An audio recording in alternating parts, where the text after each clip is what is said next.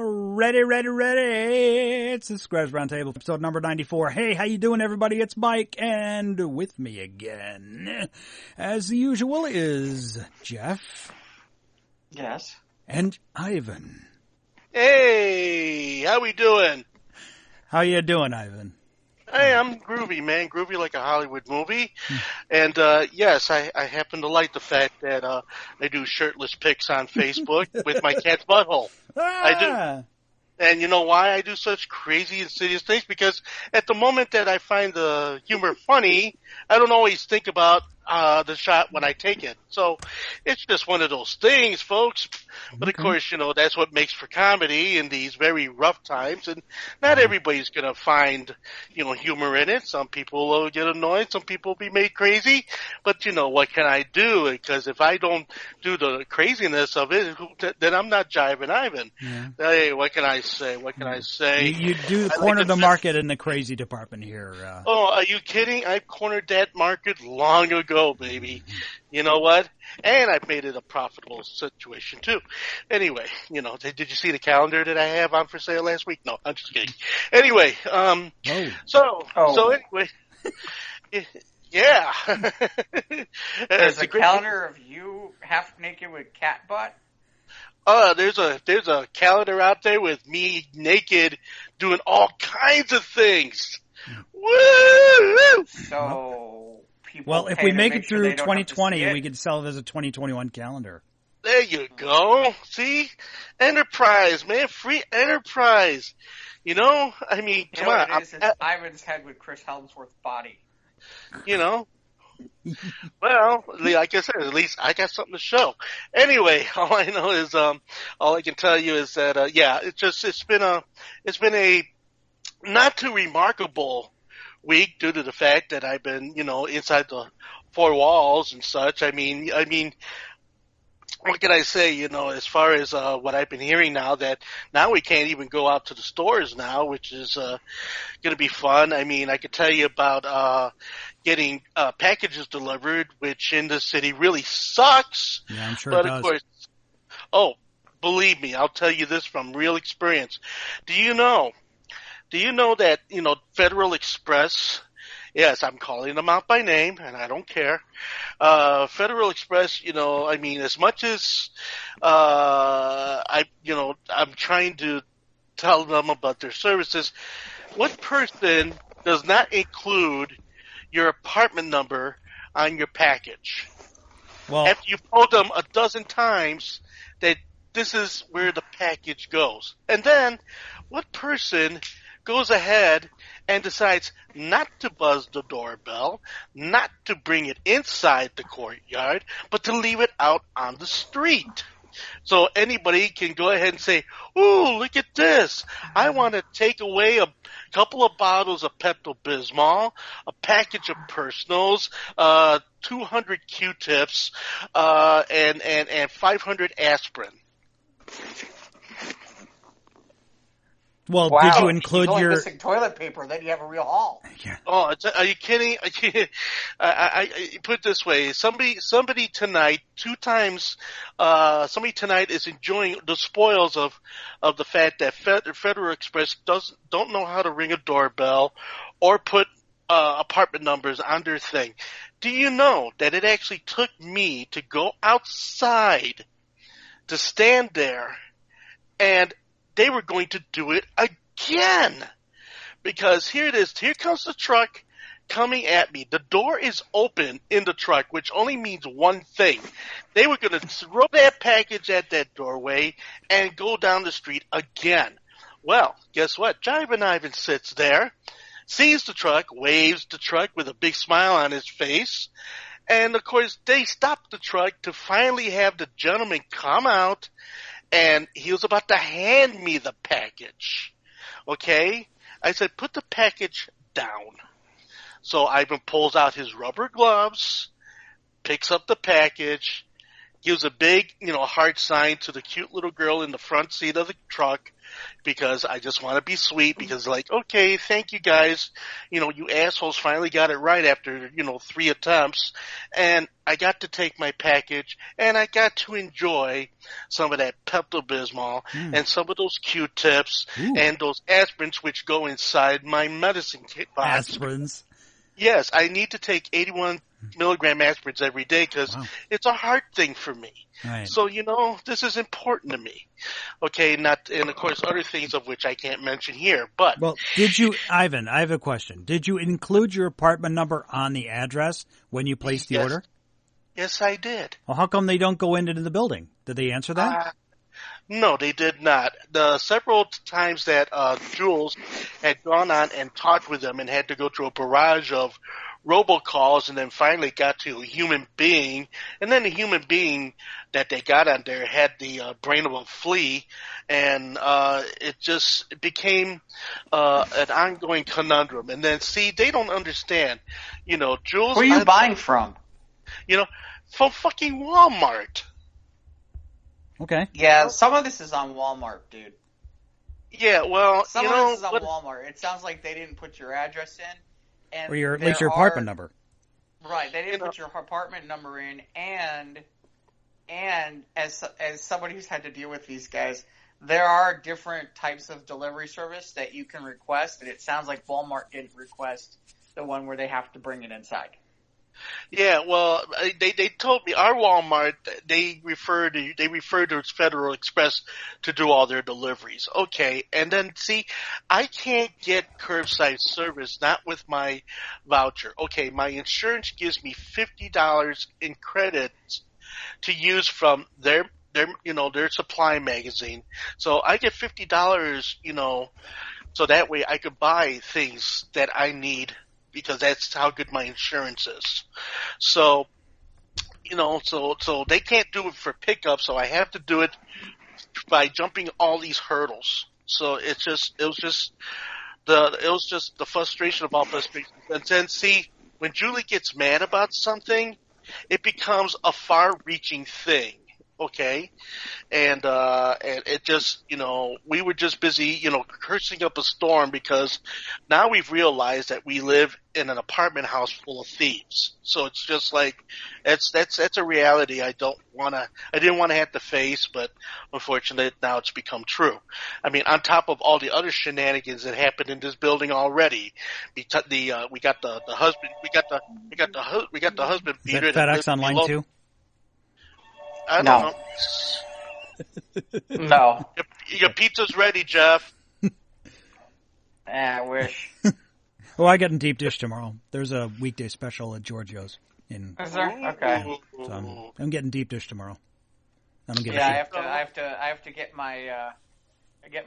my bread fix in before Wednesday night. Oh, that's right. Yeah, Passover's this weekend. For so saith the Lord. Not just no bread for 7 you. days. We'll get into the Easter weekend here in a bit. But Ivan, did you fix the problem? So when future deliveries come, you won't have to worry about it. Yeah, I fixed it. I'm not going to do it again. Anyway, so. Okay. Yeah, use somebody else. Yeah. Go to Walmart. Yeah. Well, how far is it to the nearest Walmart for you? How far is it, Ivan? For me, it's about 4 miles. But the thing about it is, though, okay, one, I don't have a car right now because, well, that's a whole nother conundrum I have to work with because, well, about 3 weeks ago, the last time we were actually able out to go get groceries and things before the big shit took place and everything, the car starter goes out. Well, our car's parked for about 3 weeks now.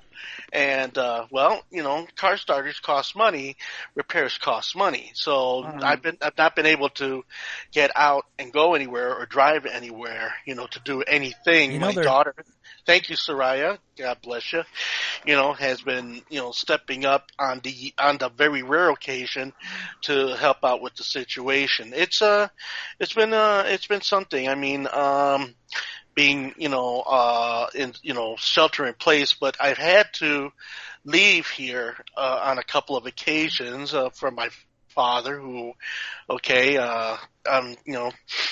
he's not doing well. So I, had to, run over there. Julie and I have had to run over there and work out with that situation. And every other thing that I've had to do by phone. My doctors have called me on the phone, and my therapist has called me on the phone. And just trying to work at that situation, because the fact is, it's a scary world out there, and it's just gotten scarier. And it's just that type of a thing. But on the other side of the coin, I've managed to get into other things, besides taking half nude cat booty pictures on Facebook. And I managed to find a new outlet for my disc jockeying. It's a wonderful place. It's called Twitch. I'm sure you guys are familiar with it, right? Yep. I don't have the app. I don't have it, but I'm aware of it. Well, let me tell you something. I can just say bless Twitch, because let me tell you, trying to do Facebook, trying to do Instagram, and yes, I understand everybody wants theirs as far as the copyrights and all that. But you know what really, really gets me though? The fact that most of the people that want those copyrights aren't the performers themselves. They're all dead. It's just all the corporations that still want to clamor onto all that money that's still lying around out there, which I shake my head, because you know what? It's never been for the artist. It's never been for the artist, so I don't understand what this whole thing is about, but that's just me. I just downloaded the Twitch app, so your next broadcast will be available to me. I'm surprised Ivan isn't going all TikTok on us. Oh, you kidding? I will never go on TikTok. I looked at that once. I was just like, oh, geez, really? Nah, not my scene, man. But I did for Logan Arcade, which, okay, it's another beautiful thing. Logan Arcade, all right, on two separate occasions. I don't know. I think I mentioned last show about how nice Logan Arcade was to me. Did I mention that or no? Yes, you did. They still got the fundraiser for the staff? Yes, they do. Good. And, the fact that, they shared a little of their good fortune with yours truly over here. That's good. They saw that I got fed. They actually took care of some of that too. So it's just like, wow, this is great. Logan Arcade really supports their people, and I can't thank them enough for all of their generosity, from, Melissa Gales to James Zesby to everyone. And so look at this, okay? Now that gets me back to this other thing with Twitch, and that is I ended up doing my first Sunday show on behalf of Logan Arcade on Twitch yesterday. So I did an all 80s show. The video should still be underneath Javan and Ivan, which they used my email name as my username. So JAVANIVAN, and the stream is called the Moon Soul Music Collection. So it's under Jive and Ivan with two A's? Yes. Okay. So it's like Javan Ivan. So it's Javan Ivan. Clean shaven Javan Ivan. Yeah, well, I wish I was clean shaven. I mean, I could double as a troll now, man, with all the hair I got going on over here.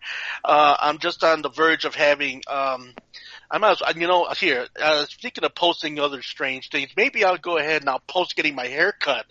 So that way I really have something to show on Facebook. You know what I mean? I showed everything else. But yeah, no, I'm looking to get this hair chopped down to a degree and just get clean shaven in the face, because man, the hair's just going wild, man. I look like the Geico,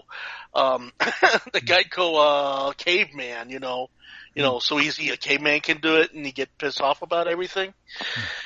Kind of like me. But anyway, it just comes down to that. But yeah, I got on Twitch yesterday. I was on for 4 hours, and the beauty of it was no flags, no interruptions, no drops, nothing. It was beautiful.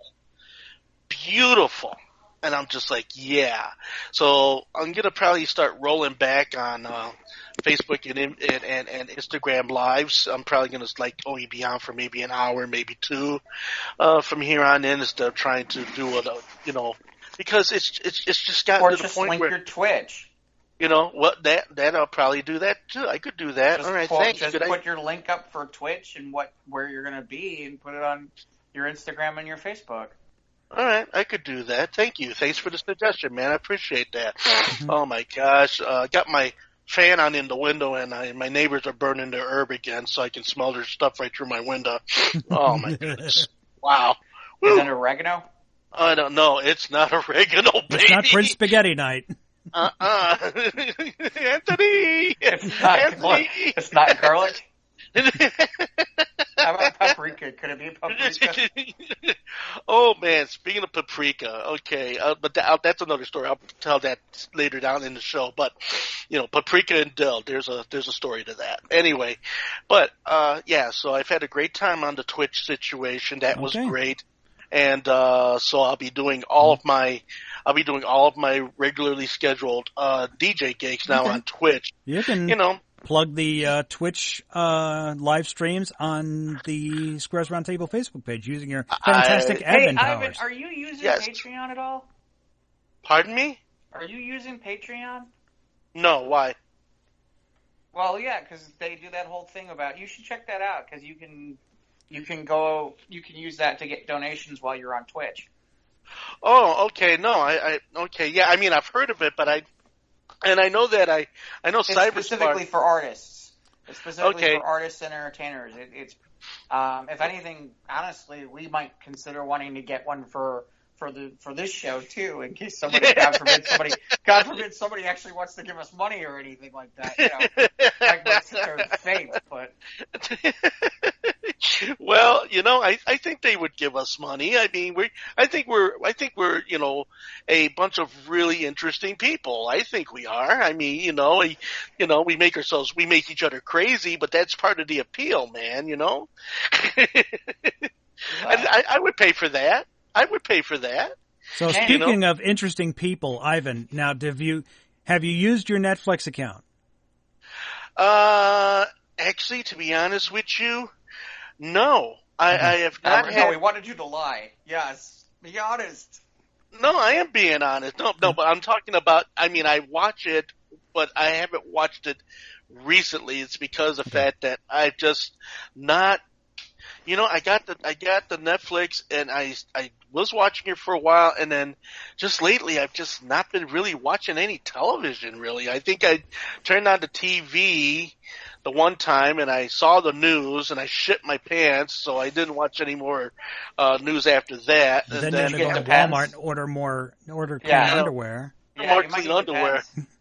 I'm old. I'm not that old, man. Dang. Well, you said you shit your pants. Right. Well, yeah, well, I shit my pants with fright. Yeah, I mean, because, Right, so you need Depends. I mean, I don't need the pads. I need underwear. But point being is that last week you suggested maybe you were going to look into the Tiger King series. Oh, yeah, that's right. I did mention that. And I had people talk about it. And my Facebook wall is full of nothing but these stupid memes from this stupid show. Okay, yeah. I talked to other people about it, and they kind of gave me the idea that it was just not something I really should waste my time with, so I just didn't. You're smart. You're smart. I watched the first episode, and I didn't realize it was more than one episode. I thought it was like a movie or something. It's a series, yeah. It's a series? Yeah, there's like 7 or 8 episodes, yeah.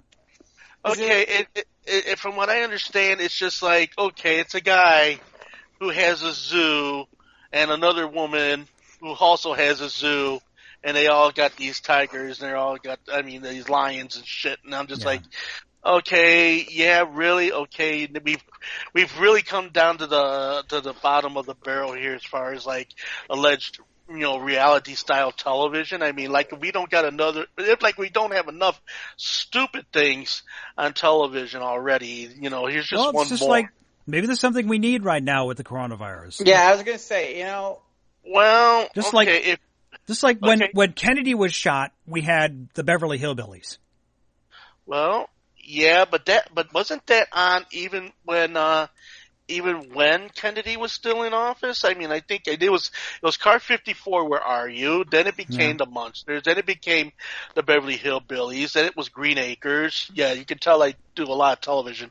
Gomer Pyle, USMC, and Mayberry RFD and all that but stuff. I think people are enjoying the distraction from the horrors of what's going on in real life right now. The other thing is you've got an entire group of people who have a Netflix.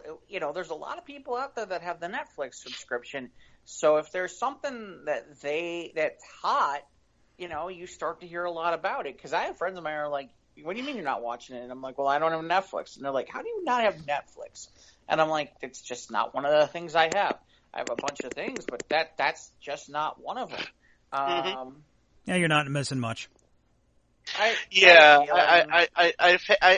heard a lot of people, and it's just like, okay, just another stupid, thing. Like, what was that one show, Duck Dynasty, I think it was called. Mm-hmm. And, yeah. Well, that wasn't so much of a train wreck as this show is. This is like a white trash Game of Thrones with owning all the exotic tigers. Wait! It's a white trash Game of Thrones. I might need to watch this. Yeah. White trash Game of Thrones. It's a beautiful disaster of irredeemable people who collect wild animals. Okay, it sounds like a real shit show. No, thank you. Yeah, it is. Actually, that sounds exactly what it sounds like. It sounds exactly like something brainless that you'd want to watch. Yeah, it is brainless. The main character of the whole shit show you're watching here is Joe Exotic. He's a gay, gun-toting tiger collector. And yeah, there's just, what more do I gotta say? Okay, look, I mean, all right, and when I say somebody died, is something? Yes, do with this? One of the tiger reserves or whatever another one of these like reservations, whatever, for adult tigers. Her name was Carol Baskin. I guess her first husband disappeared, and so they suspect that she might have fed him to the tigers. How does that play into this whole thing? Because it's just these irredeemable these scumbag people who collect all these animals, and he feels sorry but for how the does animals. that fit in with the guy who is apparently because there's a rivalry because she hates him. She's just has a reservation or whatever, where he's just doing it for admission for money, but she's doing it too. So both of them are worth shit. And then there's this other guy who has all these Hollywood connections where he's had his animals in movies and stuff. And this guy's a nut job in and of himself. Oh boy, Hollywood. Where is this all based out of? What is it? There's one in Florida, one in Oklahoma. I think that's another one in the Carolinas. But Joe Exotic's place is in Oklahoma. Okay.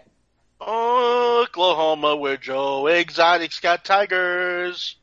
He's a fucking and guns shit. and probably meth. Yeah.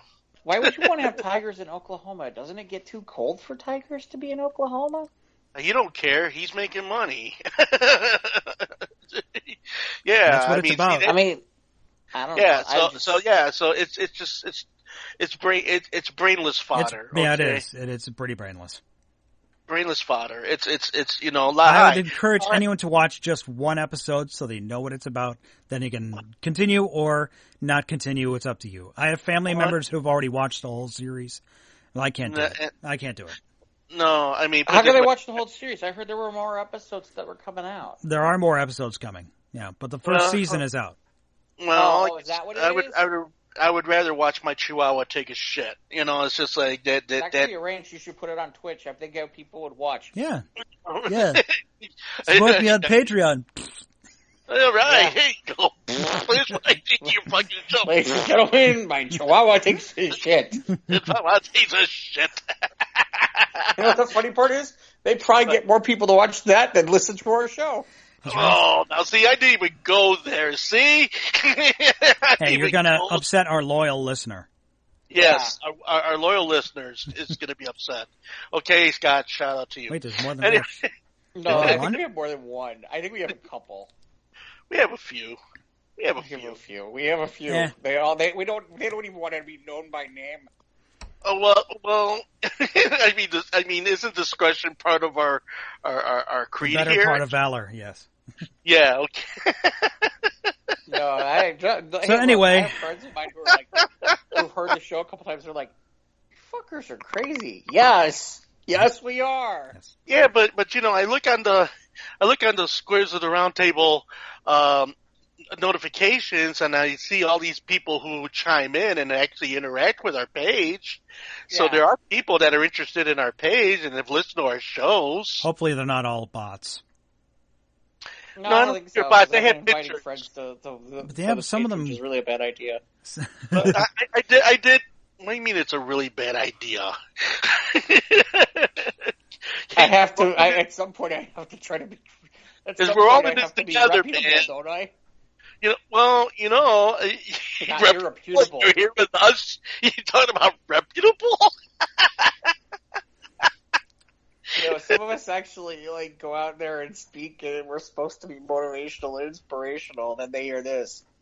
Well, are you kidding? We are inspirational. We're funny, and this is not we're inspirational. Yeah, that is inspiration, man. To make people laugh is a beautiful thing. So says Roger Rabbit. But yeah, I was just about to go there, Ivan. So Jeff, how was your week? I'm busy. Good. Really, really busy. I have, I've been kind of doing a little bit of the presenting tour virtually, and I've been all over the place doing presentations this week, and help doing a little bit of coaching with some of my clients, and then, when I get a chance, I've been trying to pick up a couple of, I swear to God, everybody and their mother has a free webinar right now where you can go learn something. It's like, and everybody's got something on Zoom. I mean, I swear to God, it's like, hey, check out my free thing that you can watch. And I'm like, that's great. There's only so many hours in the day. And at some point I need to find something that gets me some cash, which none of this technically at the moment does, but you could do something for cash, but it would take for some very unsavory practices to do it. You can post semi-nude pictures with your cat. I don't have a cat. Oh, okay. Well, then you can. Yeah, if I did that, I would be making sure that people sat there and I put that stuff up, and you have to pay me to take them down. Well, put it this way: there are people on the dark web that are looking for your nude. No, they're really not, and I don't really need that to be the case. And anyway, come on, yes, you in a tie-dye shirt. Come on. Yeah. But yeah, so it's been kind of a busy, a little bit of a busy week, and at least in terms of some of that. And I did see a couple movies over the weekend. Okay. One of them was what Mike saw. I got a chance to see Onward. Yep. And if it was really pretty straightforward, there's not a lot of levels to it, but it's a solid story, and it's enjoyable, and it's a good 90 minutes or so.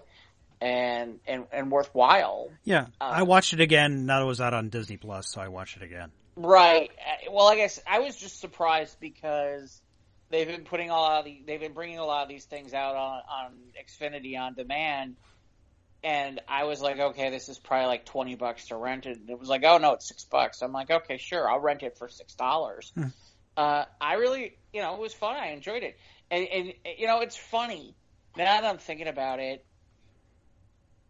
We were talking last week about Dungeons and Dragons a little bit, about them trying to put something together. The people at Dungeons and Dragons really need to watch this movie.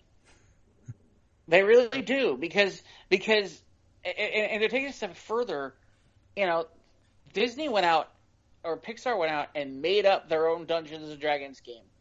And to me, I kind of think it's interesting. It's like, why couldn't Hasbro get placement? Or maybe, I don't know, maybe they decided they didn't want to deal with it or whatnot. Yeah, they didn't really put out any merch to follow this movie. No, and it's funny because you would think that maybe they'd put out their own...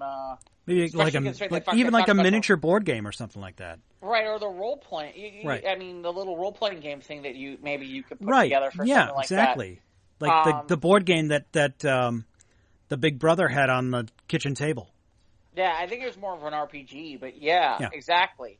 But I think maybe it just has to do with contractual situations too. You know how sometimes there can be a tangle between the people in the movie business and the gaming business, and whatever things might be tied into the two worlds. It could be that too. But there's some easy ways to do it. But the point being, if I was the folks over at Hasbro or the D&D folks who are talking about a movie, I would seriously look at something like what they did in terms of an animated short, something kind of like that, to promote their product, because it's it's not going to make, I'll tell you right now, it's not going to make people like me real happy. It's not going to make the average Dungeons and Dragons player fan happy. But you know what? It'll bring new people. If you're going to grow the game, and you want the next generation of kids who are 8, 9, 10, 12, 13 years old. That will bring them in. You got to get them in somehow, and you can't do the old. It's funny, people are like, oh, the old Dungeons and Dragons cartoon. Yeah, it was great in the 80s when I was a kid and it made sense, but it's got to look a lot different now, and in fairness, it's got to look more like something like Onward. For kids, for kids of today. For the appeal, it's all about the appeal. If you build it, they will come, and if they go ahead and do this in a way that would whet the appetites of the younger kids to bring them in, and then as they get older, they might go from that realm into the actual D&D realm, and then that becomes a connection between this world and that. Well, you never know. Maybe, it might find legs later on, or who knows, maybe a couple of years they'll make a sequel and then it'll make it more marketable. We'll see. Maybe. I mean, I'm curious to see what you would do as a sequel with considering where they left it. But I thought it was that was a lot of fun. It was good. Yeah, I liked it. I liked Chris Pratt as the older brother. What was the name? Barley. Yeah, Barley. And Barley and Ian. Yeah, Lightfoot.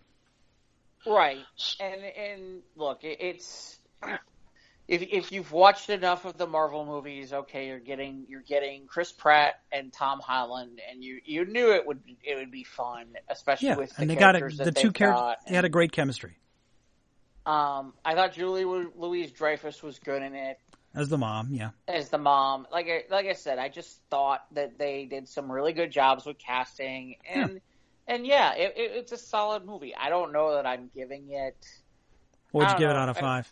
I would say 3.5. I gave it 4. I don't know. I enjoyed it more the second time I watched it. I mean, I laughed out loud a couple times, and at the end, I did get a little choked up. Oh yeah, if with that ending, if you don't, especially like I lost my dad a while back. Yeah, that ending, I'm like, okay. I'm not crying. You're crying. Yeah. I got a little choked up at the end. Yeah, it was good. Right. So, the other thing I got a chance to watch was the Zombieland sequel, the Zombieland Double Tap. Okay.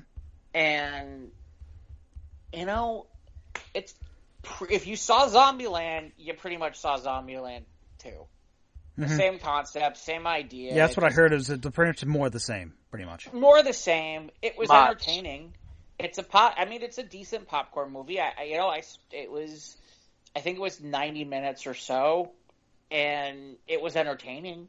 It was fun, and I enjoyed it. And there were some cute moments, like what's his name? Oh God. can't remember the guy's name. Who's the guy who played Lex Luthor in Zack Snyder's movies? Oh, shit. Jesse, what's his name? Yeah, Eisenberg. So it was funny. At one point, Jesse Eisenberg is sitting there reading a Walking Dead comic, and he's like, "That's not how it goes at all." It was pretty. That's good. Yeah, like I said, it was a funny. It's like totally inaccurate, and I thought it was funny. It was breaking nice the fourth touch. wall there, or something. Yeah, it was a nice touch. Yeah, it was fun. I mean, it's not anything, you're like, oh my god, this is the greatest movie you have to see. I saw the first Zombieland, was it 8 or 9 years ago? Well, right. It took them almost 10 years to do a sequel. Yeah, to make a sequel, yeah. I mean, Abigail Breslin is either in her 20s or late teens now compared to when they made that movie. Yeah. It's funny because that's kind of a plot line too. So, but when you separate movies by so many years, I mean, don't you just kind of lose the momentum, or don't you? Your audience that you saw the first movie with, and then you wait a whole 10 years hoping that your audience is gonna pick up where the last movie left off. Yeah. Well, a movie like this, they did it right. They gave the people what they wanted. Right, and in fairness, more the same. More the same. Ivan, Zombieland, the original Zombieland. It's a cult classic. Yeah, it's a cult following. Oh, okay. Following to that movie. All right. Okay, I get it now. In other words, I mean, it's got to draw that no matter how long you might do the next project, it's a guaranteed audience because they're ape about the whole situation right from go. In fairness, the concept itself, I'm not a zombie movie person. I don't like a lot of zombie movies. I enjoy the hell out of Zombieland. It's a lot of fun. It's a lot of fun. It's the kind of zombie movie that I would write. Okay. All right. Well, I go see that. I would go see a Jeff Stein. It's more of a humorous take on things. Okay. And if you haven't seen the first one, it's worth seeing. The second one, like I said, it's a lot of the same as the first. But like I said, it was a lot of fun, and I enjoyed it. Again, I'd give it 3 stars, but I mean, we're not talking about anything earth-shattering here. No, but it's entertainment. It's entertainment. Right, it's a solid 90 minutes. It's okay. I like popcorn movies. I don't mind solid entertainment. Yeah, I'll do a popcorn movie. I mean, there are worse things. I mean, like I said, I'm not a big zombie person myself. In fact, I'm not a really big, I guess what you would call new horror fan. I mean, I'm not the slash, the blood, the gore. Oh, yeah, no, this is, I mean... okay, to a point where it doesn't border on gratuitous, there are certain things that you can get away with that type of, violence and shit. Okay, but there's a lot of, like I said, there's a lot of regular horror movies out there. You're just kind of like, Zombieland's more action comedy than. Okay, it's like basically if you took your basic zombie movie and turned it into one of your basic action comedies. Okay, so basically it's kind of like Scream, No, it's more comedy. No. It's more comedy. It's more like, I'm trying to think. It's more like it's more like your basic action comedy. Okay. And then you base it. Oh, by the way, there's zombies. And there's zombies. All right. So it's not like a Stranger Things type of thing. It's actually. Oh no. Okay, that's what I was kind of. Oh no. This is more action film than action film meets comedy than yeah. Okay, so yeah, because I mean, you were talking zombie. I started thinking Stranger Things. I'm thinking the monotony of it, and it's just like. Oh no, there's nothing monotonous about Zombieland. If anything, that's all right. Good. Well then, yeah. If anything, it kind of makes fun of the genre a little bit too, because it's like Jesse Eisenberg's character has his rules of Zombieland, and survival. Okay. Yeah, rule number 1 is cardio. Rule number 2 is double tap. He's got 73 rules. Okay, is Rule 34 still up? There's zombie porn. I mean, No. Not No. that. You want me to pull up the list? I'll pull up the list. No, we're not going to read the list. No, we're not going to do that. Okay. Well, wait. In fairness, give me 10 of them. Give me 10. Hold on, let me find it. Yeah, in fairness, let's do 10. Like the most. Like the ones that are really out there. And just for the sake of our audience. The problem is I don't know what all of them are, but because there's 73 of them. Well, if there's a list out, I mean, there's got to be a list out there someplace. I'm sure. Yeah, there's a list, but the problem is there's 73. Okay, well then. All right, you ready here? Okay, there are 32 rules.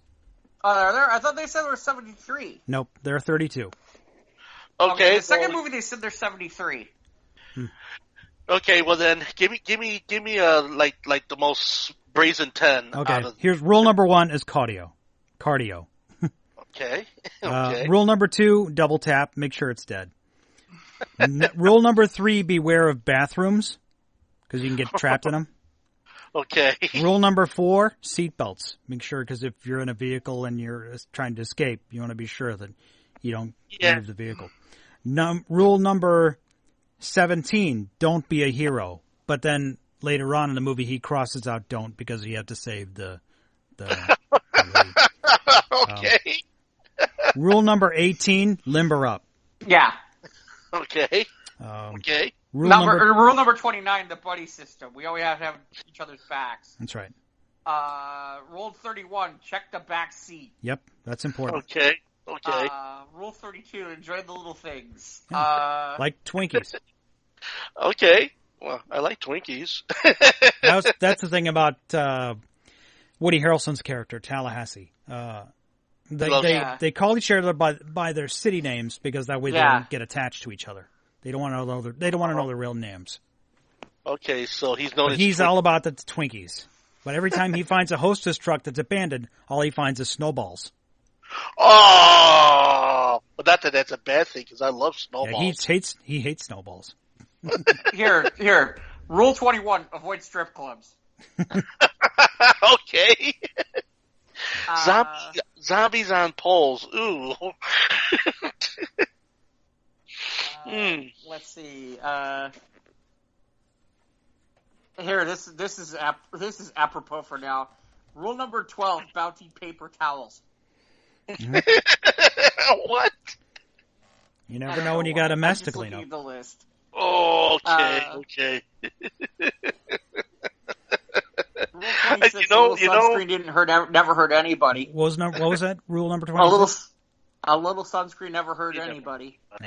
Yep, because sometimes you're out in the sun. Well, but you get the idea. Yeah. So I get the idea. Survival rules, yeah. Well, I'm more prone to want to see this now.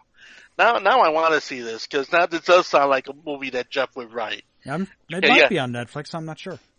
I'll have to look. It might be. I'm not sure. I'll have to turn on the TV and find out. After Zombieland's been out for a while. I mean, you may even find it. I mean, it might even be on basic cable at this point. So who knows? Well, I don't got basic cable. I mean, I got the Netflix subscription. I got the smart TV. I mean, I got the Wi-Fi. All I have to do is off the phone, and then I got the hotspot, and then I get all the other shit. So that's how I get my entertainment. That's how I get the Netflix. Mm-hmm. I use the hotspot on my phone. And then the other thing, I don't know why I knew there was something else I wanted to bring up. So I went against what my thought process was last week, and I did get WrestleMania. I saw that. And, I enjoyed it. Was it weird watching the matches in an empty stadium? A little bit, but at the same time, there were a lot of little things that they did that made it enjoyable. Like, for example, I didn't mind that, certain times they had edits and they had better camera angles and they made it looked better, and it was more close up versus if they had done it in the big arena. They only have so many camera angles that they can get to because they have to, they have placement and all that. Right, they have placements, so they have permanent Right. placements when they got they're focused on the arena, left, right, and center, and I guess you were able to get right up to the ring and actually get all the, in your face situation happening. Right. I mean, Well, and the other part that was interesting is because there isn't a crowd, there was a lot more trash talk. You can hear a lot more what the wrestlers were saying. Right. The wrestlers did more trash talking, more talking in between, which they don't usually do when they do the live venues. And honestly, it kind of had a nicer feel to it because it's like, oh, okay, okay, this person really is a heel, or this person really is a face. Mm-hmm. That kind of feel to it, and that was nice. Just like you could hear the referee sitting there going, come on, stop it. Unlike in the past where it's like he's just kind of there. All you hear is the crowd and the commentators. You had to focus on the commentary. So there was more articulance in the whole overall. Articulance. Yeah. And in fairness, there was some solid match. There were some clunkers. And there were some things where it's like, yeah, this isn't really WrestleMania quality, but for what it was good. And the big thing is there were two matches that basically they turned into mini movies. And Then they follow. You had talked about that. I guess what was it like in other countries? They make it like mini soap opera / movie type. Yeah, things. Actually, it was. They were doing it on El Rey. It was. So it's like the Lucha. It was Lucha Underground. We talked about that last week. Right, and then Matt Hardy's been doing it with the Broken Universe here in America as well. But they kind of did this boneyard match between AJ Styles and The Undertaker, and it was like a mini movie. It was really well done. It was well executed, and it was a lot of fun. If you're sitting there looking for realism and you were looking for it's got to be a sport, then yeah, you probably weren't real happy about it. But it was it was like watching a 35-minute movie. That's cool. Here's the good guy, here's the bad guy. And they got creative with it. Right, and they had it in this setting where they had the graveyard, they had like a barn or something where they fought on the top at one point and all that kind of stuff. Wait, they fought on top of the barn? Yeah, and they threw him off. At one point, they threw him off the barn. Okay. They threw AJ Styles off the barn. Like I said, it was more like a movie. It was like something it was more like a TV episode. So it's just like it's like Michael Jackson epic videos, music video style type thing. It was just over that type of. The best way to explain it is let's be honest. It wasn't. Was it a great action movie? No, but for what it was and what they created, yeah, it was fun and it was different. Well, and I think that's what they were going for the entertainment. Now, did you watch both days?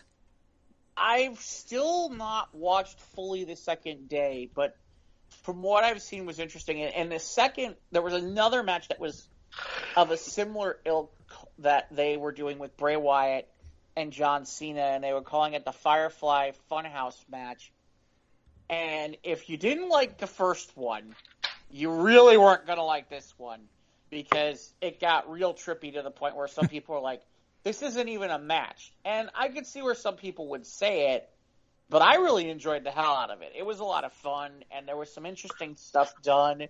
And like I said, I'm kind of tired of the same old bullshit that I see, and I'd like to see something with a little bit more better production value. And I'd like to see them get outside the box once in a while and do something unique and different and interesting looking and not the same old wrestling product over and over again. And if they can do stuff like this on a more regular basis, yeah, I'm all for it. I think it's great. I think they should do stuff like this. And especially now with what's going on with the COVID-19 and all this stuff, if they can figure out a way to make some of these 30-minute vignette matches right now, I think that would be great for TV versus some of the stuff that they've been trying to put out there. I mean, I'm not saying do it all the time, but you get the idea.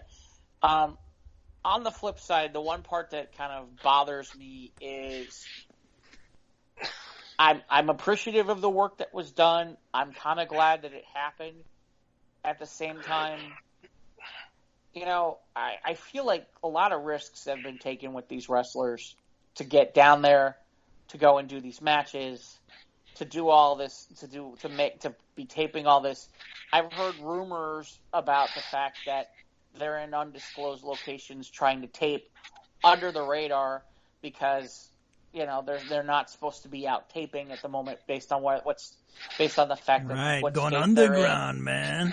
Well, and there's a part of me where it's like maybe I'd feel okay, better Ivan? about this.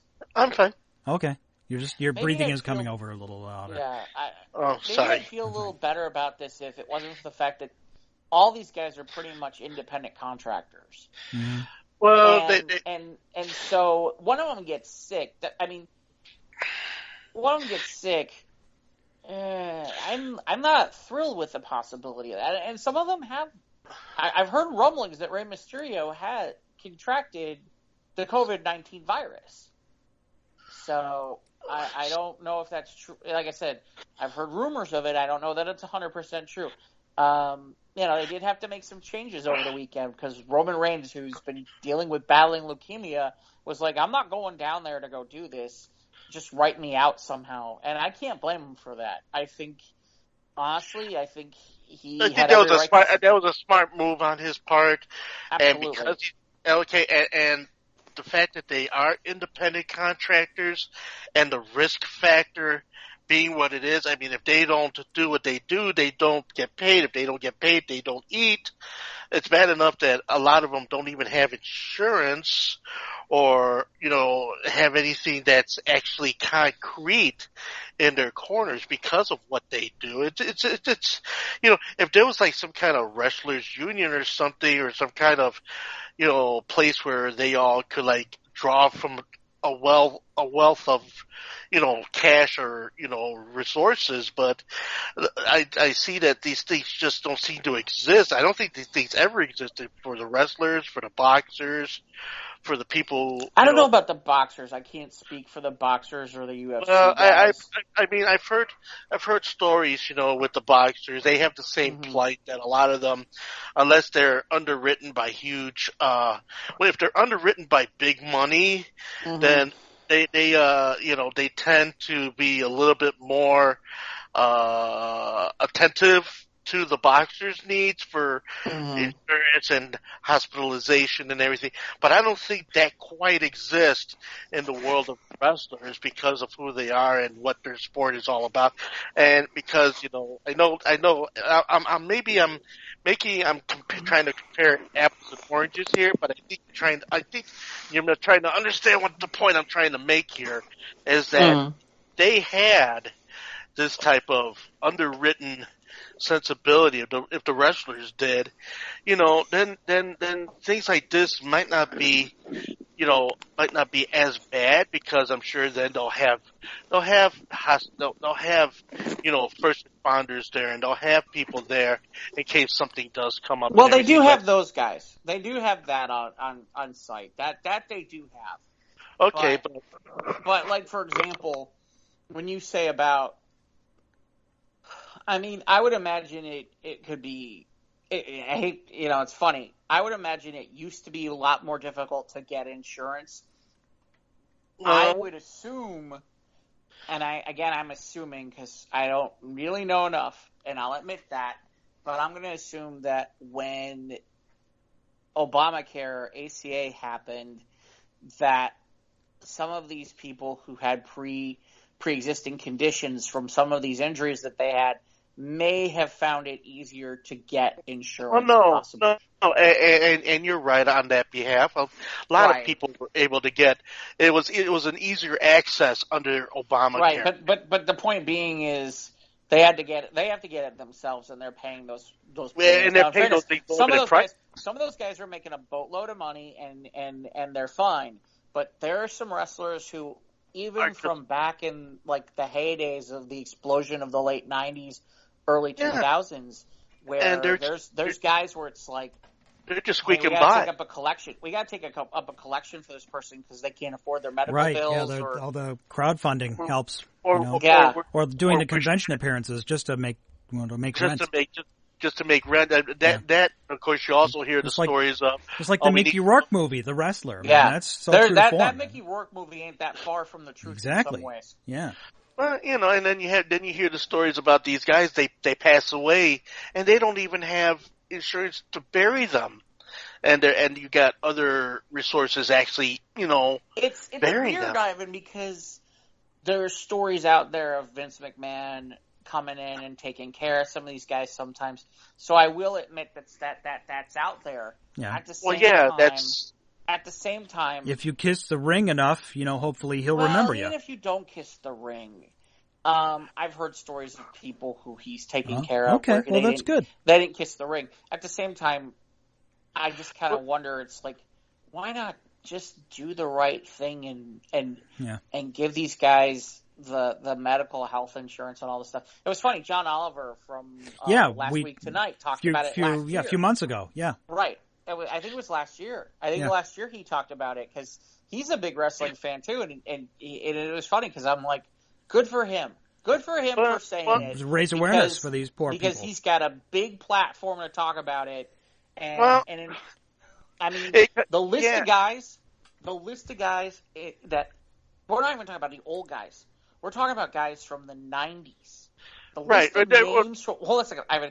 The list of names just from people in the 80s and 90s and 2000s, the list of names of people who have died is insane. I believe it. It's huge. I mean, it's funny. It's funny yet sad. It's funny. One of the things I was talking to a friend of mine. It's like, the business. Where are all the big stars? I said they're all dead. They're all gone. And why? A lot of these guys who should be like the prime guys in their 40s right now, who should be some of the big names, they died. Yeah, they're not around, their bodies a body can only take so much. You would think that years ago they would have established something where, yes, you're a wrestler.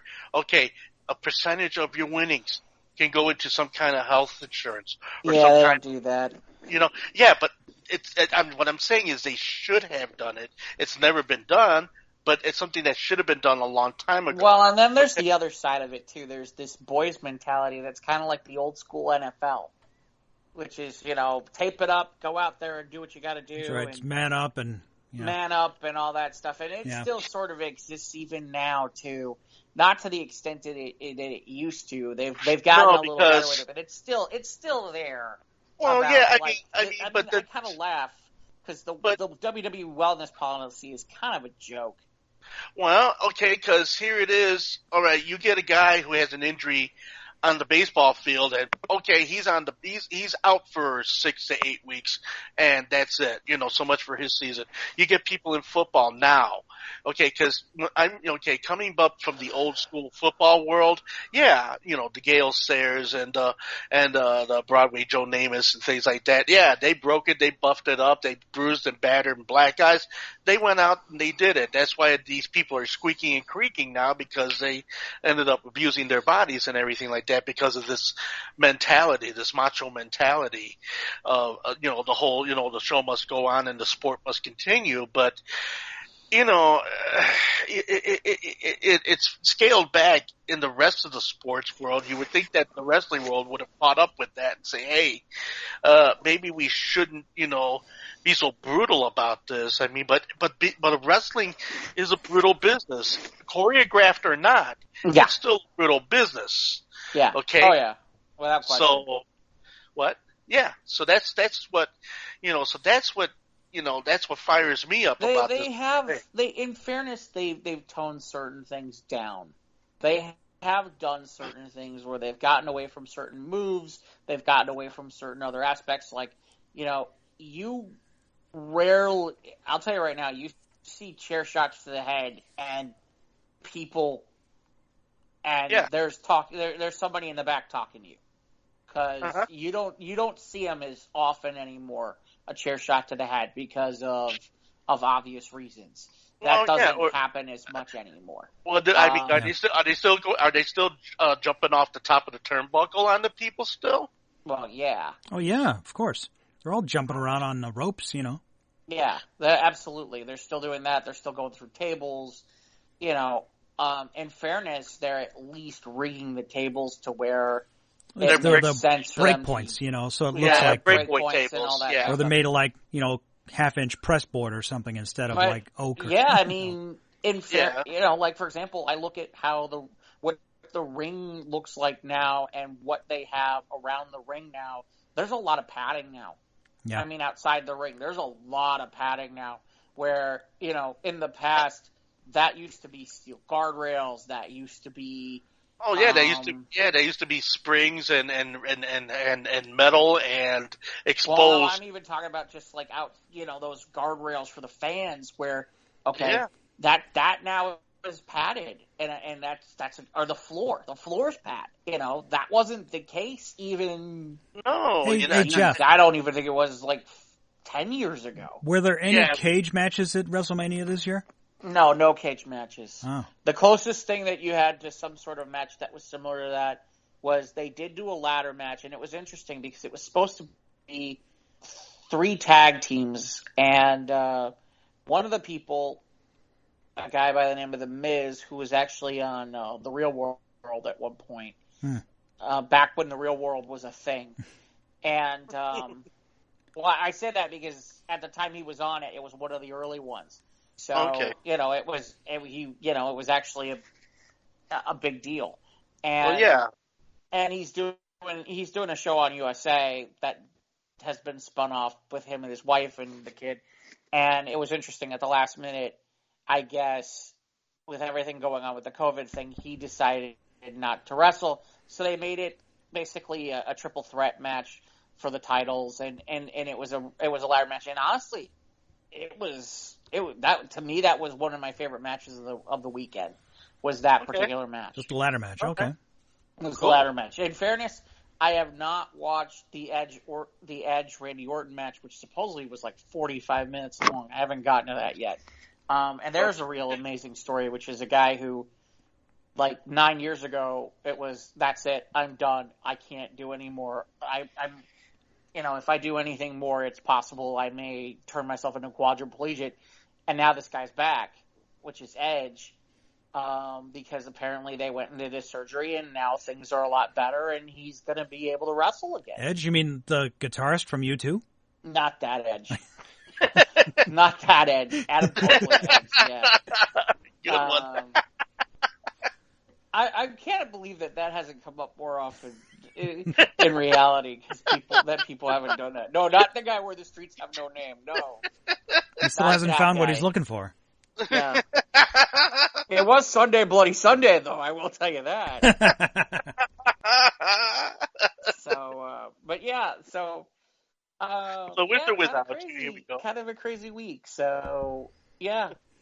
How is the hardware store? Any more stupid? Well, lots of stupid people, I assume. We're busy. Yes, we're very busy because we're on abridged hours and we're on a shortened staff. So, yeah, we're crazy busy because the weather's breaking and people are going outside like they're on their fucking vacation. Oh, anyway, yeah. Sounds like Chicago. Go ahead. Don't you know what's going on right now? You watch the news, but I still get the people coming in wearing one glove, people wearing like the mask over their mouth and not their nose. It's like just.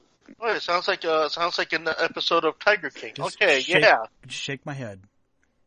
Well, yeah, it makes me crazy. Okay, not to take away from you for a second, but yeah, when I was going to see my dad, Soraya and I, she picked me up, and we're going to, and I'm going in Logan Square. Logan Square's got this big monument, roundabout in Logan Square. There are people picnicking out there. Picnicking. Well, are they practicing social distancing? No, they're not. No. I am invincible. I am young. I'm just like, people, do you not fucking get it? It's like all the Lori Lightfoot memes. Get your ass inside. Get your ass inside. Which, by the way, I did get to see Lori Lightfoot on the way to see my dad, too, because she only lives like... Did she tell you to get your ass inside? It's like, what are you doing outside, Ivan? Believe it or not, she was actually, outside. I guess she was getting ready to go to where it is that she was going, and she was going to where she was going. Oh, interesting. Yes. Well, going to where she was going. I mean, I don't know for sure where she was going. As long as she wasn't going somewhere else. Well, yeah, of course. But she had they had this purple outfit on, and I'm just like, it was odd looking outfit she had on. I didn't know what to quite make of it. Soraya and I were too busy laughing because it seemed so strange. But you better be careful. She would take the shoe off and beat your ass until you get back to the house. She ain't playing, Ivan. At me. No, she ain't playing. Oh, by the way, you can get Lori Lightfoot stickers now. They're available. Oh God. Yes, they did it. There are stickers out there. I'm waiting for. But anyway, well, getting back to my situation. Okay, go. What I'm seeing here is like, in the store, there are places where it's not possible to practice social distancing because of the configuration and the size of the aisles. We try, right? But we've had more curbside pickups, and the people doing the curbside pickups, good for you. Congratulations, we love you, because it's much easier. Don't want you coming inside. They'll either pay over the phone or they'll pay through the website, and we just go out to your car up by the front door and we put it in a truck or the car or whatever. We've done more curbside pickups in the last 3 weeks than I've done in the last 2 years. Yay to the people doing curbside pickup. Yes, you're smart. Unlike the other people who come into the store with their kids on their shoulders and they got their whole families shopping around. Yeah, can I help you find something? No, I'm just browsing, just looking around, just trying to get out of the house. Like, just shake my head and walk away. Shake my head and walk away. Are you stupid? Are you stupid? Yes, they are. So anyway, that's what I'm dealing with. And the weather's being nice is not helping. Like I said, we're still selling a lot of paint. People are still coming in so they can paint their homes when the weather's nicer because they're stuck in their house. And now they're getting lawn stuff. People can work out in their yards. But people are still walking around like nothing's going on. I think maybe, too, a lot of it has to do with the fact that there was something going around saying that once the weather starts getting warmer, it starts killing off the virus. That's what we're hoping, but we don't see those numbers yet. We don't see the number of cases dropping yet. We're hoping that the warmer weather will help kill the virus and temporarily and hopefully abate it until we can be more ready for it in the fall and the winter. That's what I don't know. But I have to say, though, I did see a site map where the Midwest, kudos to the Midwest. I bet the people who are still doing stupid shit, but at least in the Midwest, it seems like we're flattening the curve more in the Midwest than throughout most of the rest of the country. Those poor people in New York. I know. I have a couple of friends in New York City, and I'm well, yeah, I do too. Yeah. Me too. Well, they're flattening the curve because Lori Lightfoot put her foot up their ass. Yes, no. Because I'll never forget that Tuesday, because I went out just to go do a couple of basic errands that I needed to do. And it's 60-something degrees outside, and everybody's like walking around in groups, and I'm like, what the hell is everybody doing? I know. Ignoring. They're ignoring it. They're just like... Versus, I'll give you an example. This past Friday, so I went and took a walk outside with my mom. Everything was different now. Everybody was like keeping 6 feet apart, keep away from everybody, that kind of thing. Yeah. I'm in one or it's 1 or 2 person groups, if anything, or individuals, that kind of thing. Yeah. Most people with masks. If they weren't with masks, they at least had gloves. You get the idea. Yeah. And very, very different vibe. I'm curious what By the time this show that airs, it'll have already happened. But Tuesday of this week is supposed to be a 70-degree day. This will be the real test and barometer of what the hell now it's going to be like. Okay, I'll tell you what. I will go congregate. ahead. No, well, yeah, don't congregate, don't get together. But you know something, guys? I'm going to put my money. Okay, win, place, or show. Okay, here's where the bet comes in. I will bet you guys, okay, $5 American. Okay, that these people, once that warm day happens, there's going to be more people out there. Oh, I'm not disagreeing with you. I think that well, they had to shut down the lakefront and the bike path because that one day everyone was jogging on the 606 path. Yeah, I know, and the 606 is not far from me. Okay, and so and I'm noticing, like I said, it's just the attitude of the younger people who just think that because they're young, and I got news for you people. Okay, the largest section of people that are really getting sick, including babies, is between the ages of 17 to 45 people. It's not an old person disease anymore. Here's the thing. And animals you're are getting talking sick about, too. One of the people who got it was Kevin Durant. The guy's a freaking NBA All-Star athlete. He's an elite athlete. Yeah, you hear these stories about he's in his 20s. Perfectly healthy, Yeah. He was a perfectly healthy guy until he got COVID, yeah. Yeah, I think he's obviously they caught it. He's probably fine, but you get the point, which is or Tom Hanks isn't exactly old either. So yeah, but he's fully recovered. I guess he only had minor symptoms. About 80% of people who get the coronavirus, they have just a mild flu symptoms or whatever. One other quarantine story I have is that I busted open this jigsaw puzzle that I got on eBay a couple of years ago. It's from 1979. It's a vintage Black Hole Vincent 500-piece jigsaw puzzle. And it's a shot of Vincent on the command center of their ship. And, well, it was a good idea at the time. But not so much now. almost done with it. But a good 20% of this model kit is black. So you got about 100 black pieces. And we're slowly getting it together. I hope to finish it tomorrow. I'll post a picture on the Squares page when I'm done. But, woof, yeah, that's a lot of just plain flat black jigsaw puzzle pieces that all look the same. So, but at least it challenged you, though. Yes. So that's the idea. Yeah. To occupy your time. And of course, as you may have seen on Facebook and Instagram, you saw my new record player, Frankie Stein. Because it's Frankenstein together. Okay, that's where that's where the name comes from. Right. Yes, but that was fun. That was fun. Just good.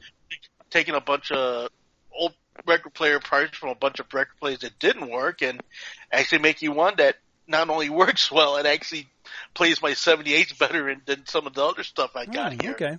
Cool. So, cool. Better than your Vestec? Well, better than my Vesta, yeah. Not quite as just I could say I would put it right behind Stell, my Grundig, my 1954 player, which that's such a great sounding unit. Jeff, any aside from television, any other activities you're helping to keep yourself occupied with shelter at home? Yeah, just doing some walking. That's good. Walking's just good. doing a little bit of walking and whatnot. By the way, just for there's a lot of really good free stuff out there that's available right now. Oh, we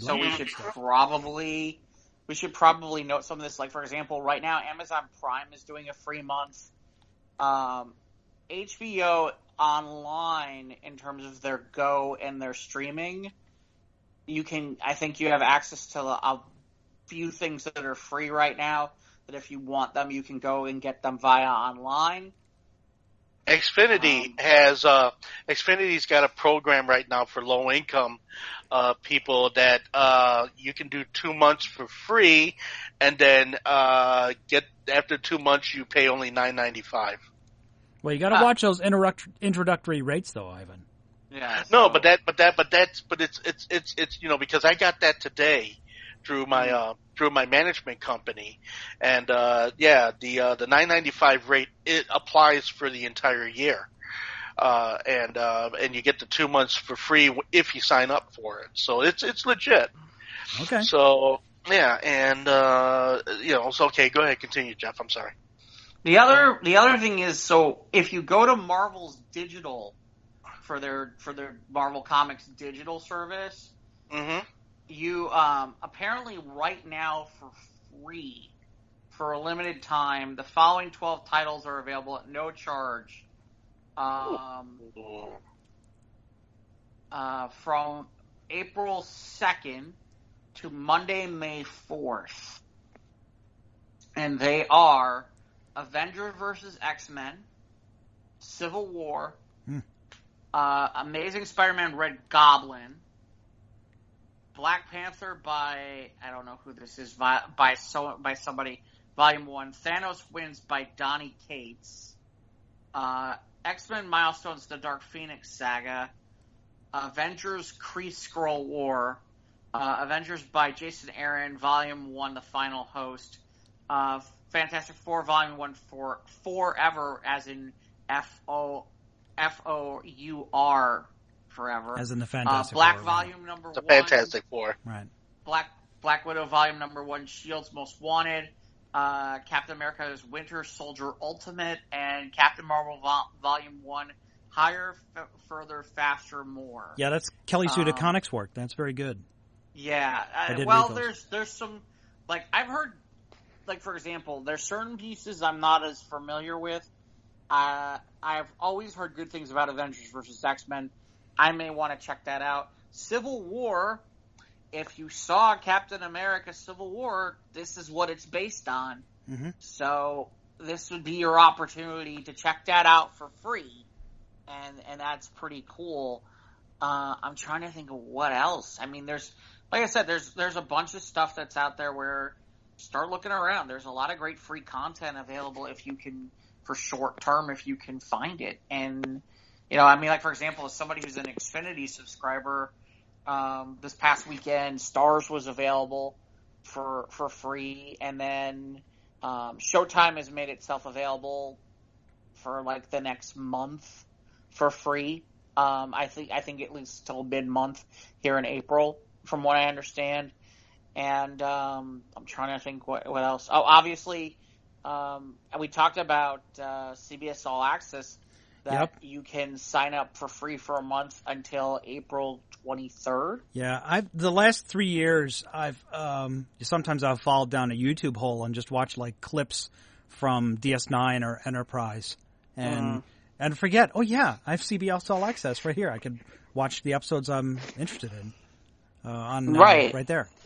Well, like I said, I just wanted to mention it because, like, a lot of this is available, and if anything, to me, it's interesting because I had somebody sit there and say to me, "Oh, you should go get Disney Plus." If anything, my reaction is, if I was Disney Plus, why are you not giving me more opportunity to want to get your product right now to try it out, other than a week? But that's just me. Like I said, that there's that, and then I'm trying to think if there was anything else. Yeah, Onward I watched Onward on Disney Plus, but I didn't get to see the short. Did you see the short, the Simpsons short? No. Yeah, they didn't put it up. No, in fairness, I didn't look to see if that was an option. It wasn't an option when on demand. Yeah, it wasn't an option when I put it up on Disney Plus. It's like I wanted to show Ma. It's like, it was a neat little Simpsons short. But oh well. I don't know if you saw, Mike, the guy who's writing. Apparently, one of the guys who's writing Rick and Morty is going to write Ant-Man 3. Good. Because we need, I guess he's a comedic writer, so good on him. Keep Ant-Man, keep him in that pocket there where they're doing the comedy thing, because that works best for Ant-Man. Don't send him up Thanos' butt. No. Speaking of comic books from my end, graphic novel world, yes, Mir Khan is currently got a new a book out. It's called Mercy, which is really, really good. And she's also in development of a couple of characters that came from two different places, from two different storylines. You mentioned Paprika. Well, Paprika the Devil is a devil girl who's in love with Dill, the angel boy, and we're trying to get her to write out this story. I mean, she's put a lot of sketches and things out there for the public to see, and it's been met with critical acclaim, and I'm hoping she had mentioned that maybe, that it might come sooner than later, but yeah, she's definitely going to make that a reality. She put another book out? Yeah, Mercy. She's put another book out. I mean, I read the entire Unnatural series. I own all the volumes and the trade paperbacks as well, and it's just such a solid story. Okay. And, Mercy is another, in the line of great storytelling and great art, and pictures. So did you order it, or is it online, or how'd you get it? You could get it. You can get it both online. You can get it digitally online, and since I haven't been able to get to my favorite, comic book store down the street yet, and then of course I also have her account on my Instagram, and so she's always posting about the new comic books coming her way. I mean, they take. When she does her work, usually the first people she sells to is in Italy, because that's where she's from, and then they make their way here to America about a month later. So, yeah, and so I'm very pleased to see that her success continues, and deservedly so. I mean, it's really, if you haven't read Unnatural yet, do look for it. It's still available. I think you may be able to get digital access to it. I'm not sure. Don't quote me on that, but if you're able to get it, do grab it, because it's a fabulous story. And Mercy is also really good. And then I hope she does make Dylan Paprika, because she's always putting wonderful sketches. It's a spicy story. It's a graphic novel. It's meant for adults, but it's just that type of a thing where it's done both tastefully. And it has its erotica about it, but it's tastefully done, lights and shadows. You get the idea without having to see the idea in action, which is really, really, very nice. I worry about all these comic book stores, man. And now they're saying, I saw an article on MovieBiz that AMC might not come back after this.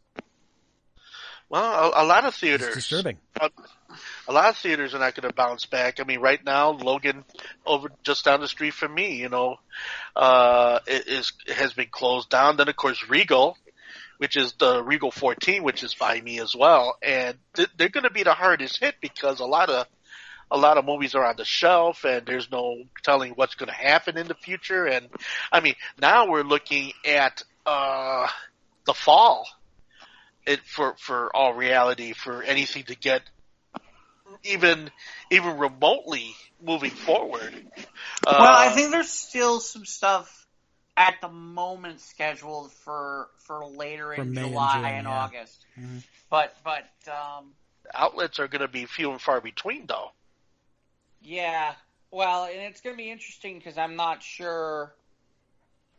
What's going to get interesting is, I mean, I'm sure the smaller theaters may be able to weather this situation a little better. I think they'd be harder to. I would think they would have a harder time, because they don't have the chain, the name brand behind it. Okay. Well, right. The other thing is, they that could be probably true. Have the financial work. See, that's the part I don't understand. Is it's like these theaters are huge multi-conglomerates, and yet it's like, oh, we're not going to be able to. I mean. You would think I mean, you can't turn it into anything else, unless, of course, it becomes a partisan. But that all of it is public gathering, so there's no way they're going to recoup those kind of losses. I guess. At the same time, to me, what's interesting is I'm pretty much anything that's live content or things that were being created or being done somewhere in March pretty much went into a halt. So here's the thing. Depending on how much longer this goes, we're talking about, people's reactions are, okay, well, we'll have new stuff in the fall. Maybe not. Maybe not. The TV networks and all that, depending on what is all their production's been halted, yeah. Right, all those productions have been halted. Movies have been halted in some ways. You get the idea, and it's going to be interesting because, and the reason I say it's going to be interesting is this is going to open up doors. This is going to open up doors for people who are smaller, who can create good live available content quickly. And in fairness, that means that some things are going to change. And that means that you're looking at your TikTok people, you're looking at your Twitch people, you're looking at your YouTube people. You're looking at those individuals who can create some level of, or even Facebook Live or Instagram people. You're talking about people who can create content and create followings. And somebody might get a bigger break than they were originally supposed to. The other part that's interesting is when are they going to start getting creative with all of the libraries of content that they have? Because they do. They have a crap load. I mean, especially when you're looking at the networks. The networks have access to so much stuff at this point. Yeah, old TV shows, Well, not even old TV shows, but movies and other network things, like things that are like from US. Like, for example, I think last year I talked about how in the summer they had The Good Fight that they were running off of CBS All Access. Well, if you've got shows that you're running off of CBS All Access, why not put them on regular CBS at this point?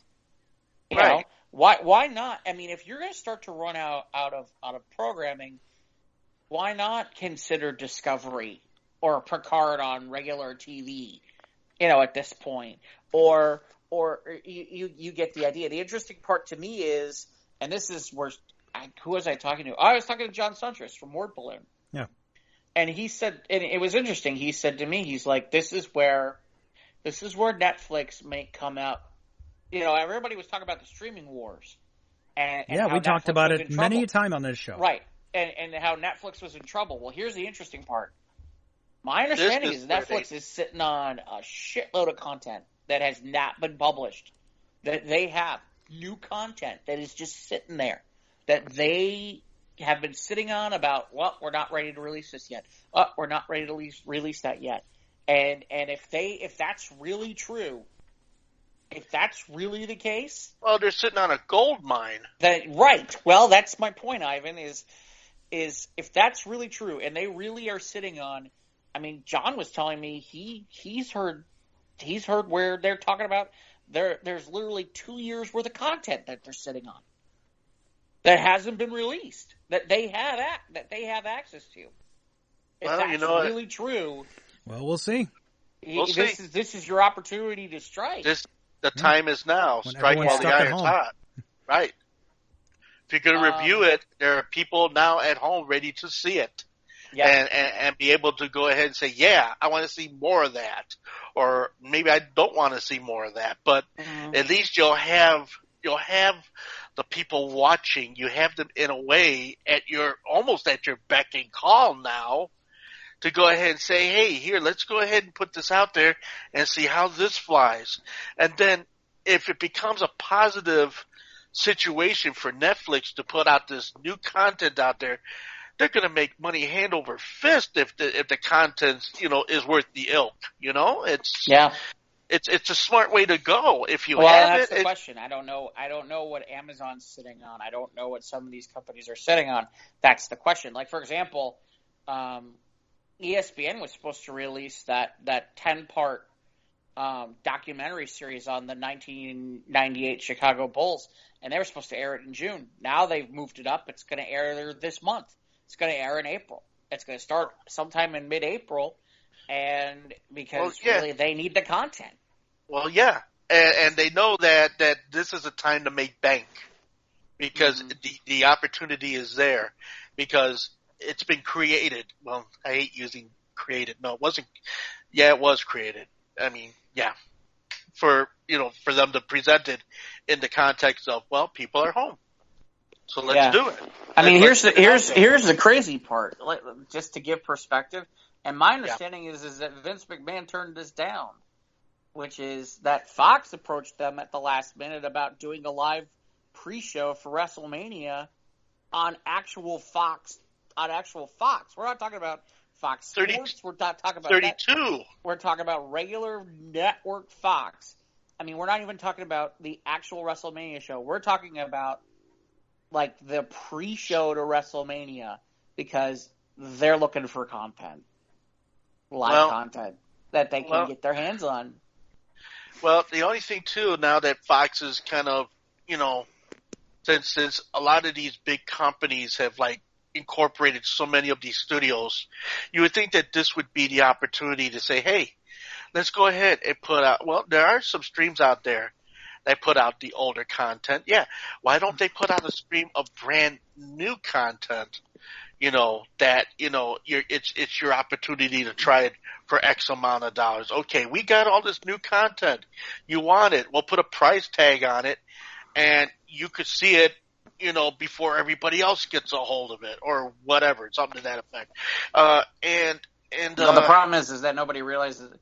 It's like everybody had all these ideas for streaming. Here's the problem: if nobody's got any money right now, that's true. That makes it problematic. Yeah, but here's the thing, though.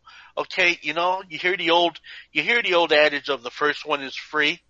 Okay, you know what? You give people a taste of it, and I know it's a dice throw and it's a gamble. But isn't some of the greatest things in life a gamble? Yeah. Some of the best things in life, you're going to go ahead and take your chances at it, sight unseen. Hell yeah. If I'm sitting here on 2 years worth of fucking content and shit, and I'm going to have a moment where I could go ahead and say, yeah, let me go ahead. Let me charge this little amount of money and give you a taste of what, or let me give you a taste of this for a week. Let me give you a taste of this for free for a week, or maybe even a couple of days, a weekend. Let me give you a taste of this for a couple of days. 48 hours. 48 hours. Let's see if I can turn you on. I mean, that's a game changer. Wouldn't you think? Hopefully they'll have some good enough stuff where they can, well, they're riding high on the coattails of the Tiger King right now. So wait for that to die down and then they'll put something else out. Yeah, exactly. Right, exactly. Parcel it out. Now let that hype build, stay, it's fresh in people's internet feeds. Yeah, and the thing is too, people, people, they're hungry for comedy, and people are hungry for the diversion, the distraction from what's happening around us now. And yes, but then there are those people who, they're hungry for something a little bit more substantial, I guess is a word I could use. Something a little bit more evoking. There's another word. Yes, it is. That's a word. Yes, it is. Yeah, but I'm saying that's a good word, because again, I'm not good with words. But the point of the matter is that, I wouldn't mind sitting with some Ken Burns. I wouldn't mind sitting with some Martin Scorsese. I wouldn't mind sitting with a few of these, these documentaries and or stories or, television, old television is out there in abundance already. You have, Antenna TV, you have Cozy TV, you have Me TV, you got Buzzer, you have all of these. Yeah, you got all of that. But give me something, give me something along the lines. Okay, well, I got the movie channel. If I want old movies, I got the movie channel. I got Heroes and Icons if I want to watch every known Star Trek series ever made, one right after the other on any given night, which I like that. But so, it's sci-fi without all the hype. Well, more and more people sitting at home, so more chances to find what you're looking for through whatever means. And so that's why now's a good time to be throwing out some freebies. There you go. Yeah. The first one is always free. That's right. So, okay. Do we have another stories we want to touch upon here? I was going to mention the one who was the one musician who died last week? Ain't No Sunshine. Oh, you're talking about Bill Withers. Yeah. Yeah, I don't know how long we want to go on this because we could be going another half hour. No. I'll make it short and sweet. Okay.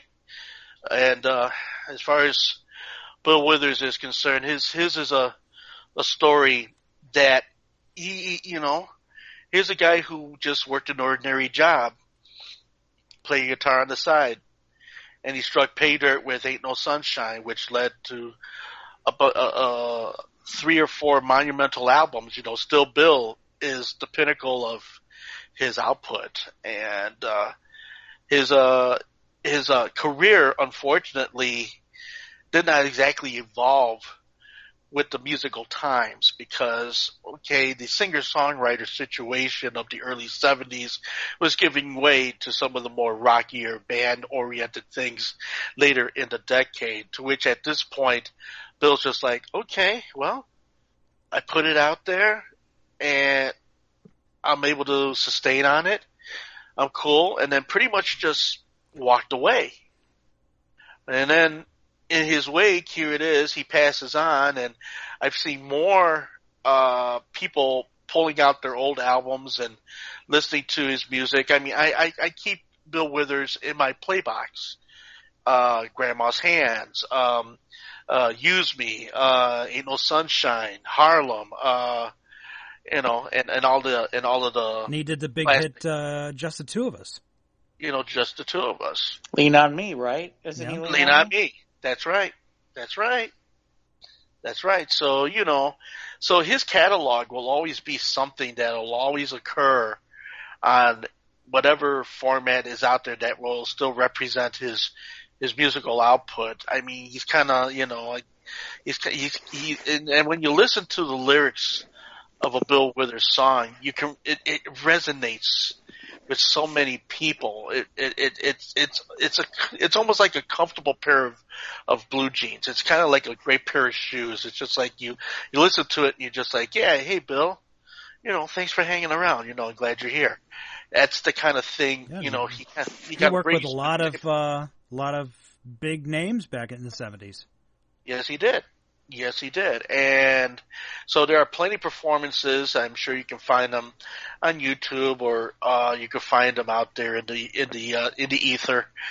And I think if I'm not mistaken, I know there's a midnight special that he appeared on, and I think there is a Soul Train episode that he appeared on as well. Both are really very good if my memory serves me correctly. But yeah, Bill Withers, and another star in the universe of musical and entertainment stars. But yeah, now his music in my playbox now has even more meaning to the fact that now I'm going to carry it around and make sure people don't forget it.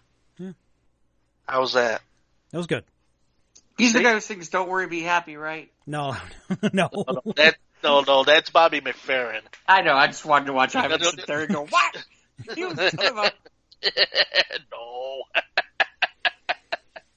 Yeah, that was a one-hit wonder situation. I just figured I'd throw that out there and watch Ivan sit there and go. You just like to throw a wrench at me. I like that. I always enjoy when you do that.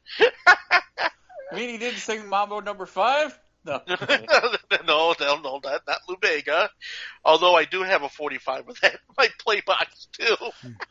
You know what? That's a phenomenal song. That's it is a phenomenal song. No, I'm not going to jive with that. Of course, it's a great tune.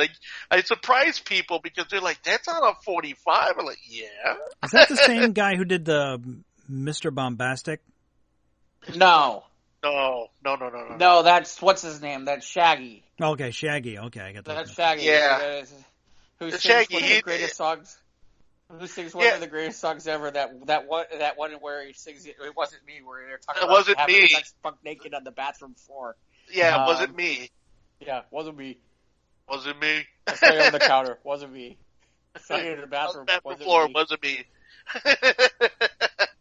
I mean, the one lyric is what, banging buck naked on the bathroom floor or something like that. Yeah, I was banging butt naked on the bathroom. Wasn't me. You know, you saw me coming in from the back door. Wasn't me. How did I know she had a spare key? Yeah, exactly. That wasn't me. Yeah, it's okay. That guy's done a lot of stuff, more than I would ever have imagined he would. Oh no, Shaggy did do a lot of great lyric, a lot of great music, not like Redman, because I was high, he only got the one record, And then I got high. No, wasn't Redman didn't Redman do, isn't he part of Wu-Tang or something? I don't know. This is the part I never remember. I'm not sure. I'm not gonna bet no money on that horse, so I'm not sure, no. That movie's, by the way, a trip, by the way, if you've never seen it. How high. That movie. How high? I don't even remember how I ended up seeing it. No, I mean, I liked all those movies, with that whole concept. By the way, Redman doesn't sing Because I Got High. That's Afro Man. Afro Man. That's right. Thank you for correcting me. Thank you. That I was going to say, wait a minute. That's not even the right guy. That was Afro. That's right up there with Bobby McFerrin saying that Bill Withers is singing Bobby McFerrin songs. Well, you can't remember everything, man. I know. Yeah, because I got high. Because I got high. Because I got high. Couldn't get my room done because I got high. I just ate all the fridge because I got high. It'd be funny to mix the Shaggy song with that. Because I got high. It wasn't me. Yeah, you know what? That would be an interesting mix. I'd like to see that. I'd like to see if I could do that. That would be kind of cool. All right. Together. I think that'd be cool. Might be a new sensation. Hey, maybe I can get in on the ground floor of this. Now that everybody's home, I can get on, on Twitch. You gotta monetize your Twitch account. Yeah, monetize. Yeah, my man, Twitch. I gotta monetize that. Yeah, man. Yeah, man. All I keep thinking about when I hear Twitch is that one episode of the Flintstones where he's like, he sings about something about well, bedrock. there's a town I know where the hipsters go called Bedrock. Twitch. Who was the name of the because Fred had to fill in for him because he ate some I can't remember. deviled dodo eggs and he couldn't sing. So what was the name of that rock and roller? I'll have to look it up. Oh, well. No, I don't know. There was just a lot of great rock and rollers ended up on the I'm Flintstones. serious. Ever since I heard the existence of Twitch, all I can think about is that stupid Flintstones thing. Twitch. Where he's wearing that fake wig to look like Elvis. Yeah. And playing it off the record. record. That's why I don't think I could take Twitch seriously. I was like, I couldn't take Twitch seriously because all I could think about was like, in Bedrock, Twitch. Yeah. But yeah, but Twitch is a haven now. It's I've now seen a few of my other contemporaries who were on Facebook who are just as fed up as I was. So now, now you can go on Twitch, and that's Jive and Ivan. That's JAVANIVAN on Twitch. Check him out. Twitch. Twitch. It's, I'm going to use that now whenever we're on Twitch. Twitch. And he's going to have to find that drop from the Flintstone show so he can use it. Man. Yep. All right, Mike, where can they find us? We're dying out. I can tell now. We're on Twitch. Yeah, we're not, but yeah. What was the name of that? I want to know the name of that dude. Not Johnny Twitch. Streamer. Oh, what was the name of that perform? There was let me check. I need to check this real quick here. The episode was called The Twitch. The Twitch. Is it really? Yeah. Episode cast and crew. Cast. There are only 7 cast members. Mel Blanc was Barney Rubble, obviously. Yeah. Rock Roll. Rock Was Hal Smith was the voice of Rock Roll. Oh my gosh, Hal Smith? Yeah, he was the voice of Rock Roll. Oh my gosh, wow. No wonder why he had the distinctive vocal quality. He's made records. Mm-hmm. Okay. We're going to make records now. We're going to. Town I know where the hipsters go. They call it Bedrock. Twitch. You know, I think. And when you get the itch to do the Twitch in Bedrock, it's a Twitch in town. I'll see you down in Bedrock. Twitch. Well, I mean, that's right up there with Oop, Eep, Op, Op, Ah, Ah. Eep, Op, Ork, Ah, Ah. I didn't get it right. God. We're on Instagram and Twitter at SOTRT Podcast. We're on YouTube. Click the bell, subscribe. You know, no content drops. Of course, all our crazy stories for our other show, our side hustle, News of the Squared. Shout out to Scott! And you can download our podcast on the typical suspects, the usual suspects of your podcast hosting platforms, i.e. Spotify, PodBean, Apple, Google, and Anchor. And, of course, email us if you'd like with questions, comments, or whatever, critiques, insults, whatever. We'll take it. SOTRTpodcast@gmail.com. That'll do. All right, everybody. Twitch on out of here. Twitch on out of here. Thank you for joining us once again on the Squares of the Round Table podcast. We will definitely see you sooner than later. Twitch. Happy Easter. So saith the Lord. Happy Passover. Yeah.